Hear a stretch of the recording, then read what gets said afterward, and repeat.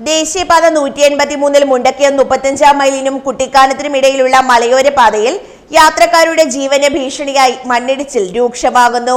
ചെറിയൊരു മഴ പെയ്താൽ പോലും റോഡിലേക്ക് വലിയ അളവിൽ മണ്ണും പാറക്കല്ലുകളും ഇടിഞ്ഞു വീഴുന്ന അവസ്ഥയാണിപ്പോൾ. കഴിഞ്ഞ ദിവസത്തെ ശക്തമായ മഴയിൽ അമലഗിരിക്ക് സമീപം ദേശീയപാതയുടെ സംരക്ഷണ തിട്ടയുടെ ഒരു വലിയ ഭാഗം തന്നെ അടർന്ന് റോഡിലേക്ക് പതിക്കുകയും ഇതിനു മുകളിലുള്ള കൂറ്റൻ മരങ്ങൾ ഏതു നിമിഷവും കടപുഴകി വീഴാവുന്ന അവസ്ഥയിലാവുകയും ചെയ്തിട്ടുണ്ട്. മഴ ശക്തമായതോടെ കുട്ടിക്കാനത്തിനും മരുതുമൂടിനും ഇടയിൽ മാത്രം ചെറുതും വലുതുമായ 9ഓളം സ്ഥലങ്ങളിലാണ് മണ്ണിടിച്ചിലുണ്ടായത്.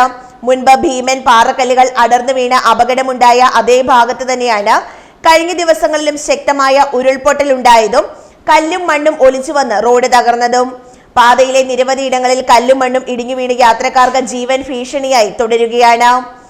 നിരന്തരം ചെറുതും വലുതുമായ അപകടങ്ങൾ ഉണ്ടായിട്ടും ബന്ധപ്പെട്ട അധികാരികളുടെ ഭാഗത്തു നിന്ന് യാതൊരുവിധ നടപടികളും ഉണ്ടാകുന്നില്ലെന്ന് പ്രദേശവാസികളും യാത്രക്കാരും പറയുന്നു.